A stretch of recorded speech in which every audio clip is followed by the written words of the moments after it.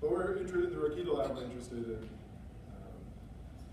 first step, adaptation, and bacteriophage is a model for understanding how things evolve at the molecular level. And so we use a phage that's related to Pleiotropy called ID8.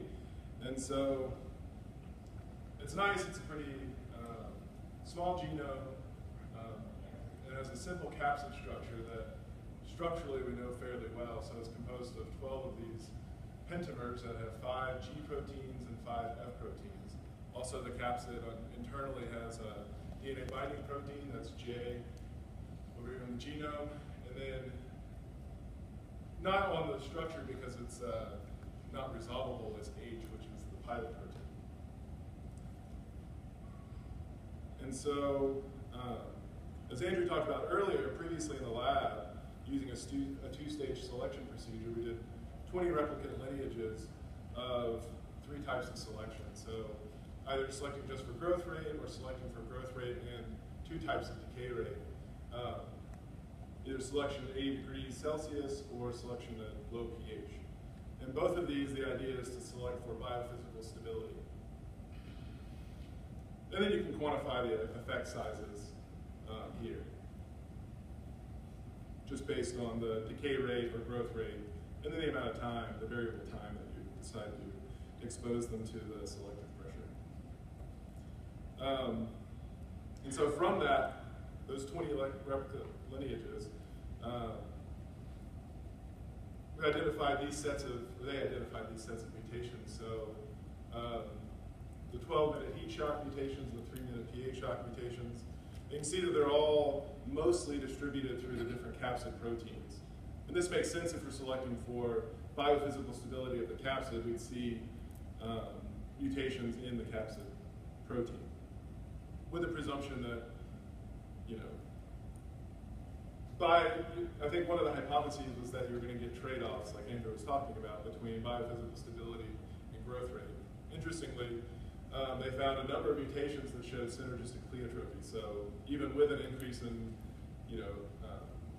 resistance to thermal stress, you still also got an increase in growth rate.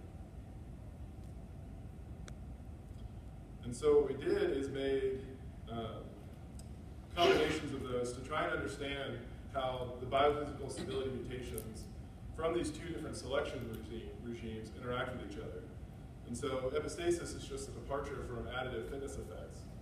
And we've seen several publications from the lab have shown that there's epistasis and growth rate mutations. So once you get towards a fitness peak with growth rate, adding in another mutation that also improves growth rate actually pushes you past the fitness peak.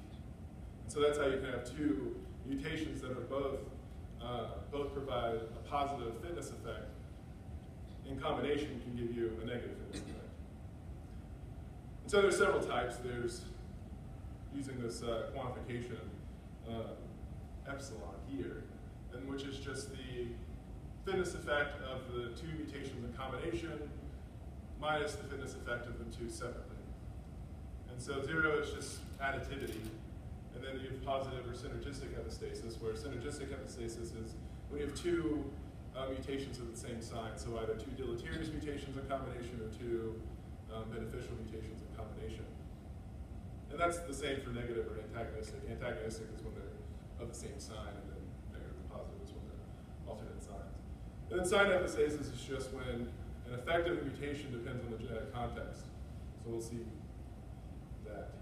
And these are the mutants that Andrew built, actually. So we have 10 different double mutants. And then we did 22 genotypes, so the wild type, all the single mutants from this set here, and then these 10 double mutants. And so I did fitness assays where either both with an hour-long growth cycle or in either the 12-minute heat shock or the 3-minute pH shock, and at least 5 replicates of each. And I finished this on Tuesday morning. So for the heat shock assays, for the single mutants, so these generally mirror what was previously shown in the publication that I cited before.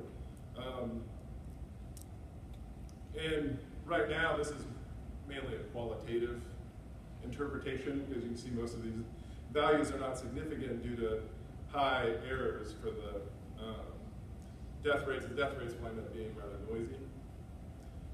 But I'm going to work on that some more. But an interesting thing that you can see is that generally, for pH stability mutations, so the P's, only one of them really confers, the two confer a beneficial effect compared to the wild type, resistance against the alternate selective pressure. And then the heat shock mutations obviously mostly benefit under the heat shock regime. And so for the double mutants, what I want to focus on this is, it's a lot of numbers, but are the sort of interesting patterns of epistasis that occur. And so you can see that growth rates actually show sign epistasis. So what I mean there is, so like here we have pH mutation P4 with two different heat shock mutations. And they show different epistatic signs depending on the other, the genetic background. And we see a similar thing for heat shock protein 4. Get different signs depending on its partner mutation. Total fitness effects generally show negative epistasis. And death rates show a complex pattern. And so that suggests that what we thought was selecting for biophysical stability isn't quite that simple, right? So biophysical stability under heat shock appears to be different than biophysical stability under pH shock, and those two things, which if they were both selecting on biophysical stability, you would expect to be mainly additive, clearly aren't. And the reason why they would be additive is, unlike growth rate where you're pushing past a fitness optimum, for biophysical stability, you're either, you can just keep making it more and more stable. And then you might expect some pleiotropic trade-off later on, but for biophysical stability, we expect it to be additive. And then we also have the pH shock single mutants. And what I'd like to point out here is that for the most part, the heat shock mutations do provide a benefit for total fitness, but for both mutation sets from the different selection regimes, the improvements in total fitness are driven mainly by improvements in growth rate. So even with a slightly worsened death rate, if your growth rate is good enough, then you still get an improvement in total fitness, and that'll cause the mutation to arise during the replicate lineages. And then if we look at the set of double mutants under the pH shock regime, here we see that the growth rates show antagonistic epistasis, and that makes sense if all of them are improvements in growth rate. And what I talked about earlier, what can happen is if you're already close to the fitness peak, adding in a further improvement in growth rate will push you past the fitness peak. And again, total fitness effects show mainly antagonistic epistasis. And interestingly, death rates generally show synergistic epistasis, suggesting that heat shock stability does confer some improvement in pH shock death rate. But all of them are still worse death rates than the wild type. And again, improved fitness driven by growth rate increases. And also what I'd like to point out is that there's asymmetric epistasis under different selection conditions. And so if we had taken the assumption that biophysical stability was the same regardless of the biophysical selective pressure, you would generally expect the same type of epistasis, mainly additive, for both selective regimes. And so we're going to have to take a different interpretation, I think, of what's happening with the pH shock selection. And so this is just the pH shock single mutants that I showed before. And like I said, the pH shock mutations seem to improve total fitness via growth rate with minimal perturbation of death rates. And so then if it's only selecting for improved growth rates, even with the pH shock, why don't we just get the same growth rate mutations that we got under growth rate, selective pressure, so without any of the pH shock selective pressure. And so you see here from that previous study, it's a very different set of mutations when you're just selecting for growth rate doing a serial class transfer versus when you are selecting for growth rate and 3-minute pH shock. But there is one overlapping mutation that under the growth rate selective pressure is the most common. We saw it 8 times. But then under the 3-minute pH shock, we only saw it 1 time. And both of those, mainly under the pH shock, it's a growth rate effect.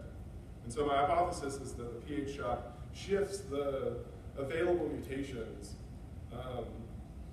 So you get growth rate mutations with minimal pleiotropic effect on low pH stability. And in support of this, Lindsay McGee had actually collected some data before she left. And you'll notice that the absolute values of her death rates are different, but we're more interested in the trends here anyway. Is that some of those growth rate mutations from that previous study do show drastically worsened death rates under pH shock. So that supports the hypothesis that when you add in the pH shock selection, you're not necessarily selecting for biophysical stability, but you're preventing access to a certain set of sequences, so a certain part of the mutational landscape. And then, so the idea is that a pH shock mutation is advantageous for growth rate and nearly neutral for death rate. And so, to kind of sum things up, further work to do to try and make more sense of this stuff. So the double mutant death rate effects under heat shock show a complex pattern of epistasis, and this pattern is quite different than the pattern seen under the pH shock. And so what I want to try to get at is trying to understand the biophysical basis for this type of epistasis that we see here. And to that end, what we're going to do is use molecular dynamics simulations to determine the interaction-free energies with all the different mutations. So the single mutations and then in combination to see how those change. But I think what we need to do is try and understand this nonlinear effect on stability that we see by also doing the simulations at low pH and at the standard pH 7. And it's well known that the physicochemical properties of the amino acids are pH dependent. So that'll get at why some of the heat shock mutations confer pH shock stability, even if it seems that those two types of stability are different. And then a separate experiment, but I think could be pretty interesting, are do any of these double mutants. So we have these double mutants like heat shock mutant 12, pH shock mutant 2, that has a much worse death rate. Can we then take that and then, like Andrew was talking about, further adapt it to pH shock and see if we get access to a new set of sequences in a new phenotypic space? And Andrew actually showed that he was able to do that in hybrid phages. So I'll take a question from there.